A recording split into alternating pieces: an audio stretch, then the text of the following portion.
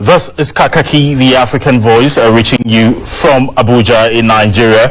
Our guest is Professor Farooq Kperoogi, Professor of Journalism and Media based in the US, a renowned academic and communicator, and of course a columnist followed by over 63,000 persons on Facebook, and of course I do not know the numbers on Twitter because Twitter is off now, but I'm sure in the thousands. Thank you so much, Professor Kperoogi, for joining us on Kakaaki. It's my pleasure. Great, good to see you. Same here. Your columns are quite exciting. Many Nigerians engage with you on a weekly basis, and you express your thoughts about what's happening in Nigeria in writing each week. But let me ask you, Professor, what's your perception of Nigeria as a Nigerian outside Nigeria? Well, my perception is it's a great country. We are peopled by a very interesting, diverse mix of people with rich cultural heritages, exciting, interconnected languages, and that we are more alike than unlike. That in spite of our differences and our perpetual vociferous tendencies, our back and forth fights, we still share more in common than we don't. And our unity sort of gets magnified when we are out of Nigeria. When you're outside Nigeria, you don't think of yourself as belonging to your ethnic group or your region or even your religion. And I guess that's true of most, I would say, national identities. Our unity is more magnified when we're outside of our, primordial habitats. Interesting that you said we have more similarities than we have differences within the different ethnic nationalities and ethnic groups in Nigeria. Isn't it then curious and quite a contradiction that even at this moment we're having so much in terms of people pulling and dragging in different directions, agitations for secession in different parts of the country, especially in the southwest and in the southeast? Absolutely. Well, this is normal in nation building. Well, I take back the word normal. It's traditional when you have a diverse set of people brought together to form a nation, usually without their consent. These sort of things emerge. But I would say that the vociferous tendencies, that's what I've called these agitations, are a consequence of notions of injustice, notions of lack of equity. And once that is addressed, of course, that's not going to eliminate vociferous tendencies, it's not going to eliminate the recriminations. That's normal. I live in the United States here. I've lived here for almost 2 decades.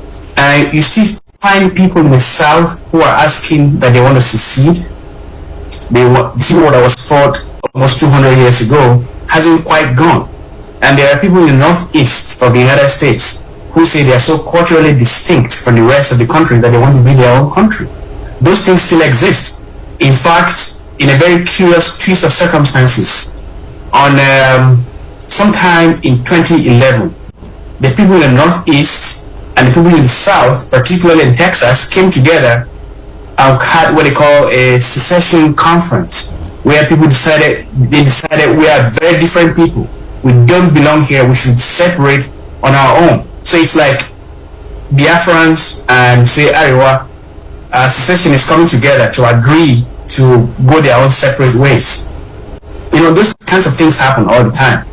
When people think that their differences are not acknowledged, when people think that they're not getting a fair shake in the nation. So I'm making the point that there's nothing that would ever happen to eliminate differences in a nation. However, I'm not making that point to delegitimize calls for a more equitable nation, because what we have right now needs a lot of reworking. We inherited a very flawed nation. It wasn't formed because the colonialists wanted us to be together. Yeah. I wrote several columns where I said that we share enough similarities that it is plausible that I'm saying now, that a lot of the constituents, the ethnic constituents that make up Nigeria, could very well have emerged as a nation. It's entirely plausible. And I've given you examples, and I'm working on a book now on identity constructions in Nigeria. And one of the things that I find very interesting, and I'm using a linguistic frame of reference, you go to Yoruba language, for instance, there are a lot of Hausa words in Yoruba language, and a lot of Yoruba words in Hausa language. What that points to is there's a rich linguistic repertoire of historical intercourse going back to centuries. And we saw that the Alaafin of Oyo, for instance, at some point, his ambassadors, the people who represented him in his trade deals with the Arab world, were Hausa people, Hausa-speaking people. And a lot of them are still there. They are, in Oyo, there are people who are northerners who are in Oyo. A lot of Alaafin of Oyos have had Nupe mothers, for instance. So those sort of interconnections have always existed. And talk of the Igala people, for instance, they are so widely dispersed. And it's fitting that Kogi State is called a confluent state. Because a lot of the ethnic groups there are found in almost every geographic region of Nigeria. There are Igala people in Delta who go by a different name. There are Igala people in Enugu and many Igbo states. Of course, Igala people in who have gone up north. So there's a lot. There are lots of them as well in Ondo State as farmers there. Exactly. Yes. So there are several examples. The Igala people, for instance, you find Igala in Nasarawa State, you find them in Kogi State, and you find them in Edo State, and they're called Igala in Edo State, or they are in the Igala local government of Edo State. And it's the dialect of Ibira spoken in Edo State is mutually intelligible with the dialect spoken in Ukene. And then talk of the Tiv, for instance. Go to Obudu area of Cross River State. A lot of those places are Tiv people who are called Ubaliku. Or talk about the Idoma, the Yala people. They are Idoma people. The language that the Yala people speak and the Idoma of Benue are mutually intelligible. And we had a very interesting example of what happened in the Second Republic. We had Joseph Wyas was the Senate president because he was from the South. Yes. And the language he speaks is Tiv. In the Third Republic, we had Iyocha Ayu as the Senate president because he was from North Central. From the geographical region of Benue. We had two Tiv people from different geographic regions became Senate president because they were supposed to be from different parts of the country. But they are the same people, they speak the same language. Obaliku and Tiv that is spoken in Benue are mutually intelligible. So all these connections that we haven't explored, because of course civics are not taught in Nigeria, and people don't know how really closely related we are. So I bring some of these things to light in my columns to not because I'm some idealist who believes Nigeria has to exist or that it's some divinely constrained entity, but I know that human societies tend to be more alike than unlike, and that politics help to accentuate differences. And it's all over the world. Politicians accentuate our differences. It's a divide and rule strategy to get whatever it is that they want, their resources, in competition for scarce resources. It's interesting, you talk about these historical points of convergence between cultures in Nigeria that existed many years ago. But despite all of this, we still have fault lines, the divisive fault lines, very pronounced. I know you've talked about, divisive politics and what it does to tear people apart. But at the same time, you still hear the politicians talking about national unity. Is there dishonesty being played out here? Absolutely.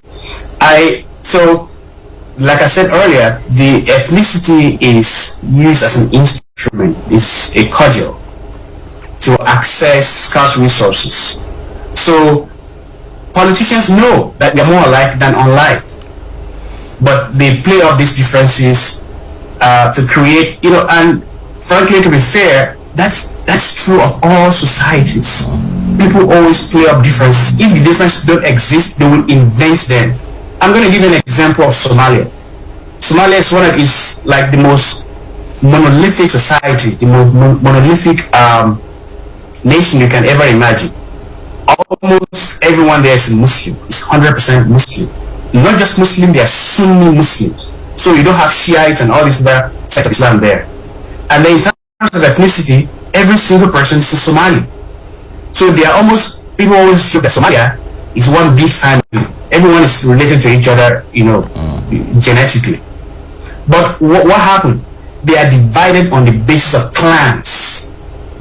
They are the same ethnicity, the same religion, the same speak the same dialect. In fact, there are no dialects in Somalia, or if there are so much intelligible as to be, to be judged with the same language. But they are divided on the basis of the clans. It reminds me of Iberia. A lot of people fight in Iberia. I have friends in Iberia, and they say, why do you always have these violent confrontations? I know the same people, they say, oh, well, we are divided on the basis of our clans. There's this clan here and that clan there. So people will always find a reason to divide. There's no question about that. In the United States, where most of them came from Europe, a significant majority from England, yet the North and the South are so diametrically opposed culturally that there are still talks of secession, from different parts of the country. So that will always exist. And then the notion of national unity, of course, is invoked in Nigeria. People talk about national unity when they're in power. Once they leave power, they exploit differences in the politics as a bargaining chip. So that's why it's a hypocritical mantra. Oh, national unity, Nigeria's unity is not negotiable. Anything that is not negotiable is not worth it. Everything should be up for negotiation, and that's how people make progress. Don't put lines and say you cannot cross those lines when it comes to issues of national unity. So national unity is used as a mantra, as a rhetorical cudgel to stop dissent, to stop people from talking, to stop people from complaining about injustices and inequities in the system. Then that's when they're in power. But once they leave power, they exploit the differences and talk about how they're different from the people who are in power. It never stops. All right, Professor Kperoogi, let's look at the historical origins of these challenges we are having now. From 1914, there are people who have argued that if the British, Lord Lugard did not, make what a lot of people describe as a forced union of Nigerians from different parts of the country and allowed a natural evolution of societies to emerge, that these lines of disunity and mistrust would not have existed. Can we trace the problem we're having now to 1914 Amalgamation Treaty? I disagree with that line of thought. And I've said some things in the past in this conversation to sort of disprove that, because we have ethno-nations that are still racked by disunity. Somalia is an example. It's an ethno-nation. It's the same ethnic group, the same religion, the same everything, but they are still divided. They are ridden by clans. It's true that had Lord Lugard not come, what we call Nigeria today would probably not have emerged. But as I said, it's also entirely possible that it very well could, because I've given examples of this sort of vast interconnectedness that we've had historically from every part of Nigeria, and the nation that would have emerged might have been completely different from what has emerged. But the notion of a multi-ethnic state isn't strange to Nigeria. Look at all of the policies that had existed pre-colonial times. I come from Ogu. It's a multi-ethnic confederation. There are different ethnic groups there, but people unite on the basis of what connects them. Even the empire has, extended to parts of West Africa that are not entirely Yoruba speaking.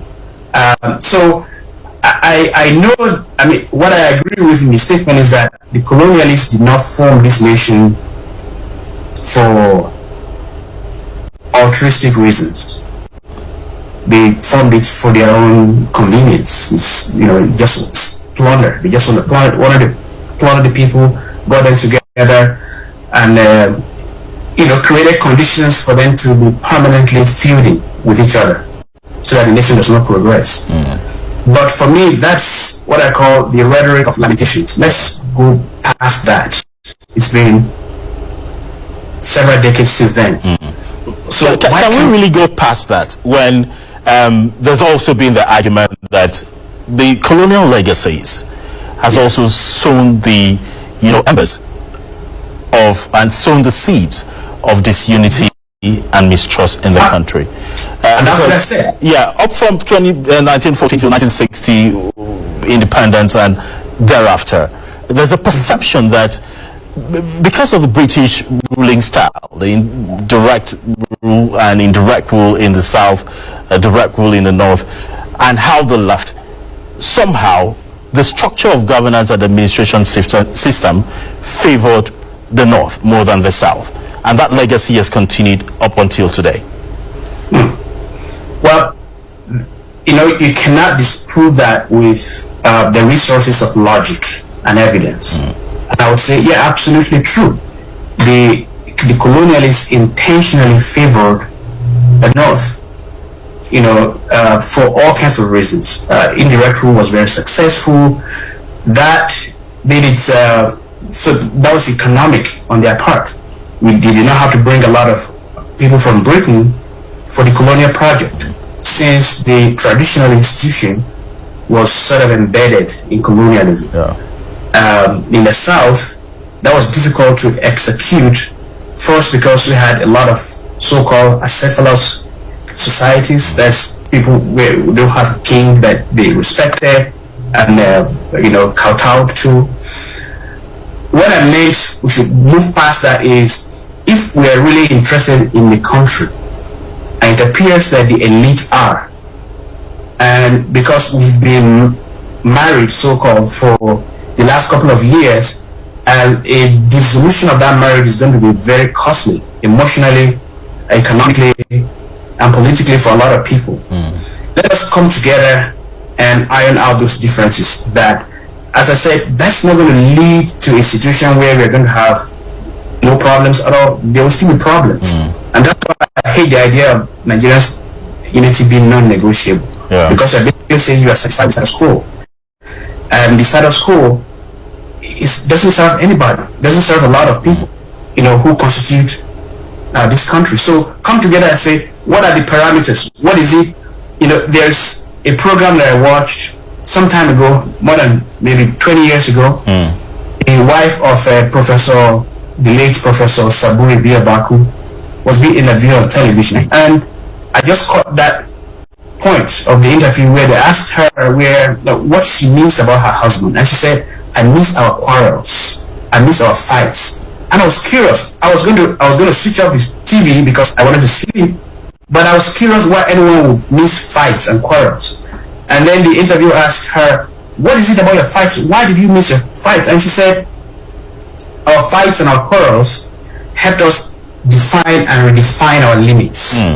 Say we would fight, have the silent treatment, not talk to each other for a couple of hours, sometimes a day or more, and then we realize that, okay, I offended him so much that he's not even talking to me. I now know not to do that again. And each time we settled a fight, it appeared as if we had a new relationship. Everything was renewed, and it was like our love all over again. And that was the kind of marriage they had for the length of time that they were married. I forget how many years, but it was a lot of years. But the fact that she missed those fights and those quarrels, suggested that what they had was a productive conflict. Conflict is not the absence, peace is not the absence of conflict, but it's the resolution of the conflict each time it arises. So that's why unity has to be negotiable. Our existence as a country has to be negotiable. If the South or the North or the Middle Belt or whichever part of the country feels aggrieved, and that grievance is enduring, they keep saying the same thing over and over, we don't feel satisfied in this marriage, in this union, we are disadvantaged, if we're interested in having a nation, let's come together. What is it about the nation do you not like? And then what concessions are you going to give the person who's supposed to have the power? And some of that started happening in 1999. The northern ruling elite decided not run for office and said, look, the way things are going now, people in the south feel that they are shortchanged. So let no one in the north run for the office of president. And in 1999, we had the unique situation where the two major presidential contenders were Yoruba people from the southwest. You know, so these are concessions, and it can be that's just a beginning, but it's being reversed. We can go further than that and say, let us institutionalize rotational presidency, not just rotational presidency, rotational governorship, rotational chairmanship. Let everyone get a sense that they belong here, even if it's just notionally. I don't want to bring up a child in the country where they can't even dream that they can ever be president. That's a horrible place to have. Yes.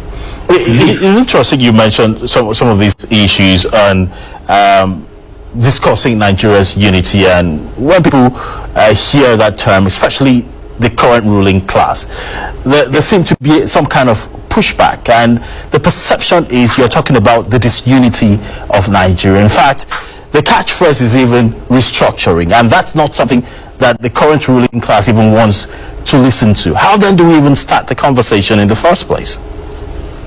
Yeah, and that's the problem, because what you call the current ruling class, they themselves had said they were going to restructure the nation if they got in power.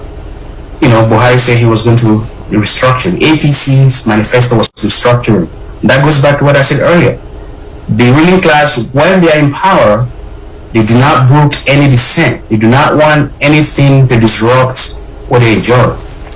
But once they're out of power, they suddenly become clear-headed and want the same things that they said they do not want while they were in power. PDP, you know, didn't want any talk of restructuring when they were in power. Now they want to restructure. APC was all for restructuring when they were out of power. Now they don't want any talk of restructuring. And this is evidence of a very backward ruling elite. You know, and the problem with you know, I'm a very strong advocate of Nigeria's continuity as a nation for a whole host of reasons. One of them is we've been together for so long that any dissolution of the union is going to be traumatic for a lot of people. Two, there is a lot of talent in Nigeria, and there's a lot of pride, particularly for those of us who live outside of Nigeria. There's a lot of joy in saying for Nigeria. You know, the people, and I hope we change the name because I hate it, but the entity that constitutes Nigeria, for me, has a lot of potential. So it will help me personally to identify with that. However, I don't want Nigeria as it's currently constituted, because a lot of people are aggrieved. A lot of the constituents that constitute it are aggrieved. Yeah. And you can have a nation where people are perpetually aggrieved, where they feel perpetually shortchanged. It's going to get to, and people say Nigeria is going to break up. It has already broken up. You know, they are expecting, one people say it's going to break up, they're expecting one cataclysmic event to come and everything disappears, but it's already broken, and something needs to be done.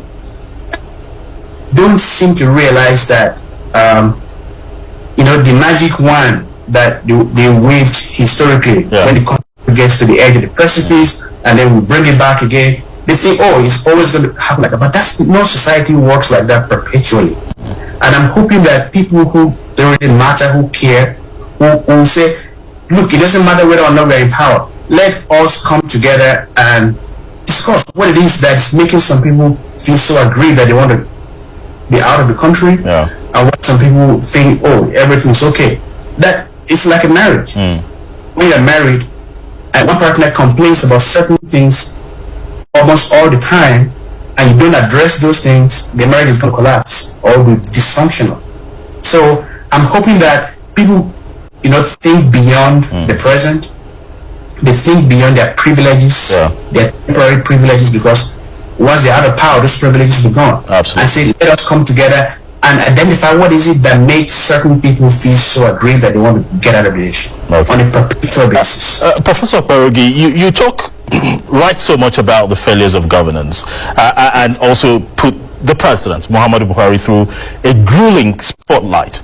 And some presidency handlers have sometimes tend to believe that you have personal issues or scores to settle with the president. Do you? I absolutely have zero personal grudges with the president. If anything, I know a lot of people, way more people who work closely with him than I have ever known in any government since Nigeria started, since I came of age. And I think part of it also came from the disappointment that I had. I've always known him to be someone who had a lot of sub-nationalist proclivities. I've always known him to be sort of the intellectually lazy person who expected others to do the job for him while he gets the glory. However, I thought at some point that because of his age and the benefits of reflecting over his past, and the fact that he's persistently asking to be president again, for several, there is probably someone who's driven by the desire to leave a legacy. Not everyone gets a chance to have a second chance. But when you see someone perpetually asking to be given a second chance, it is legitimate to assume that this maybe will make a difference. So that you are getting older, you are in your 70s, and you are given a chance. You want to be given a chance. Maybe you want to make up for the things they have lost out. Yeah. But then he comes and he's the exact same person he's always been, and in fact doubling down on some of those attributes that I talked about. It can be very infuriating. Yeah. Well, have you also been surprised that on the aspect of insecurity, which was very prevalent pre-2015, did you also have these hopes that insecurity would be easily dealt with by the president? And absolutely. What do you find happening now? How do you feel with the current situation on the ground now? Well, because of his military background, I thought he was going to get a handle on the security, but it appears now that from what I'm so deeply emotionally invested in Nigeria. I keep up with the news. Even if I don't, people reach out to me. I have friends, relatives, family members who are personally affected, or know someone who's personally affected, and I read up. And it doesn't seem like anyone is doing anything about it. And it's more, even when they do something about it, it's more to show the world that they're doing something about it rather than actually doing something about it. And that's very troubling. It's very troubling. It doesn't seem like there's this grand strategy to contain the wells of blood that are flowing everywhere in the nation.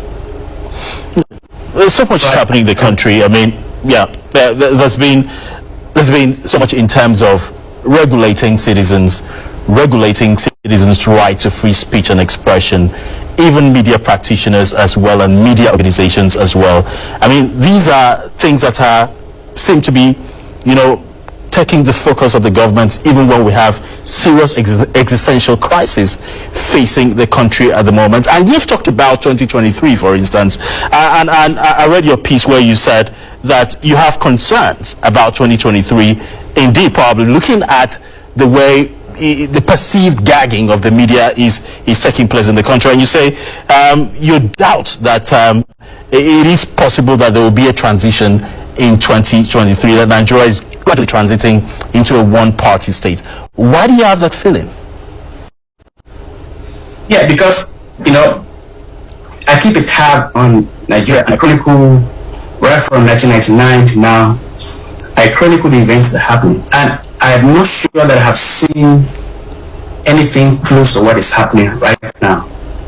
Well, it's true that any political party in power always wants to get as many people as possible into their fold. PDP did the same thing and said they were going to rule for 50 years until 60 years. But when you combine because a lot of people have told us that governors have been threatening, legislatures have been threatening to switch political party affiliations to the APC, and then you have this really trenchant, this massive strangulation of the media in ways that we hadn't seen before, through legislative actions and through the president banning leave Twitter because his tweet was deleted, and then you have the election, the Electoral Act, for instance, now that would have made electronic transmission of election results, law. Now it's been trampled upon, and we had until this happened. What's her name? Onoche being nominated as this is a rabid and I'm sorry to say vile APC partisan being made, and I mean it's not the first time. I recall in 2001 or thereabouts, I did a cover story for the Weekly Trust where a lot of INEC commissioners were PDP members, but they were not active, rabid, vile partisans. They were just PDP members and no one knew. But here's the person who is the president's social media advisor, who is a very shameless partisan, being made an INEC commissioner. That was, for me, that indicated that they had no intentions to even have a transition. I might be entirely wrong, and I hope and pray that I'm wrong. But the indication that I've seen now, based on my chronicle of Nigerian history, don't seem to me to indicate that there's any attempt to transit to power. And I hope Nigerians are going to wake up to ensure that this doesn't happen. Because once people get power, they want to retain it at all costs. It's human. So, well, Nigerians are quite awake, and of course, the media and the civil society is too. And of course, you over there and all your write-ups. I want to say thank you so much, Professor Farouk Kperoogi, Professor of Journalism and Media based in the United States, and of course, renowned academic and communicator, and a columnist. Thank you so much for speaking. Thanks so much for having me.